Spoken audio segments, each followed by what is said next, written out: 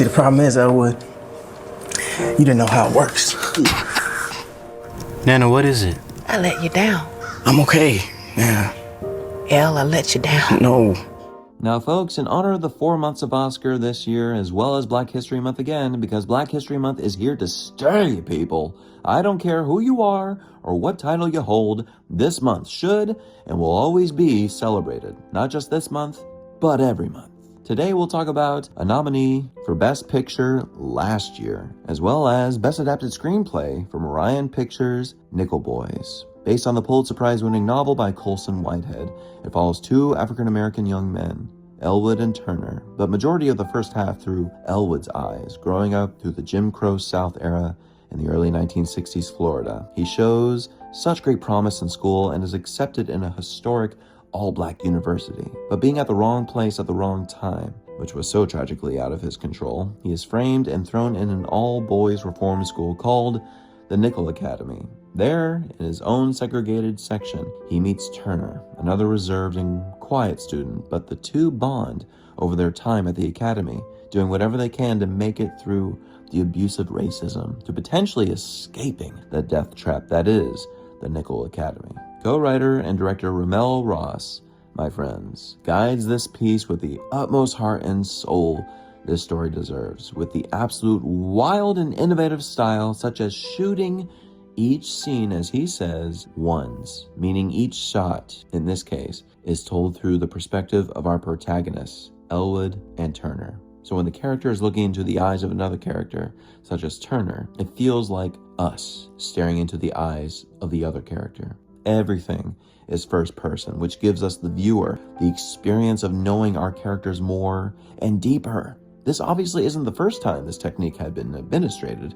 We can look at the first 30 minutes of Delmer Dave's Dark Passage, Robert Montgomery's Lady in the Lake, Jonathan Demme's unique interpretation of that style, which I personally love, Terrence Malick's work, of course, but never has there ever been a film that was shot from start to finish, 90% being told in that perspective, which immerses you totally in this world. RaMell Ross said he really wanted to incorporate the audience within this one, having really be part of it, so that the understanding of each character was really impacted.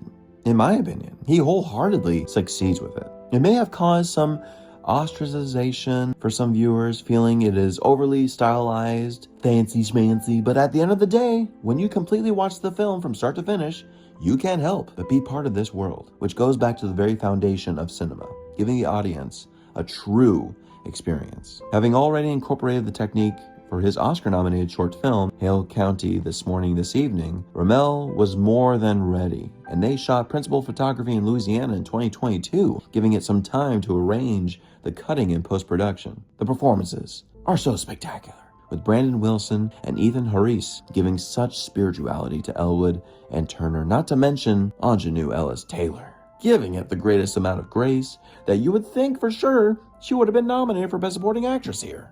I came all this way. It's a crime that they won't let me see him. It's a crime. If anyone has read the novel and has seen the film, you know how it ends, because I won't spoil it for anyone who hasn't here, since it really does take a turn as it jumps through timelines. But the way that ending comprises, it's breathtaking. When the film ends, you are just left in a speechless state. And it personally took me some great time to even talk about it, because you become so engrossed in the world that you don't know where to start. And thus, RaMell Ross succeeded again, for he said the big final goal was to have his audiences talk to each other about it. And there's nothing better than having conversations about the most effective work being unfolded to you with the biggest heart. Everything about the film's production design, cinematography is greatly put together, and if you ask me, RaMell Ross was quite snubbed for a Best Director Oscar nomination, for it takes a lot of balls, a lot of strength to commit to a style and stick with it all the way, and do it so effectively. Overall, my friends, I give Colson Whitehead's and RaMell Ross Nickelboys an A. Anyway, I thank you.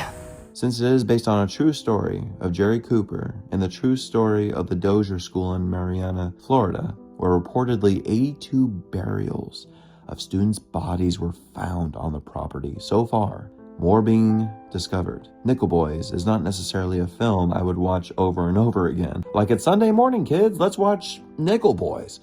It is surely not easy to experience. However, ask yourself, and Barry Jenkins mentioned this before too, which is very profound and yet very intelligent and very truthful. Was it easy for their ancestors to go through such racism and such abuse?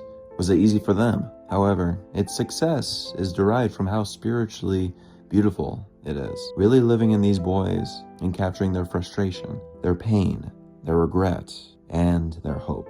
I for sure thought it would upset the screenplay category and win Best Adapted Screenplay, which I would have no issue with at all, even though I did personally want it to go to Conclave, which it did. But just another story at the Academy, isn't it? Nickelboys, my friends, what did you think of it? Let me know in those comments. Like and share like crazy. Please subscribe to the channel as well as to the Spotify and Patreon channel, and stay tuned for more reviews to come of this year's Oscars favorites. Thank you all so very much for watching, and please, please, please, please, let's love and respect each other. Please.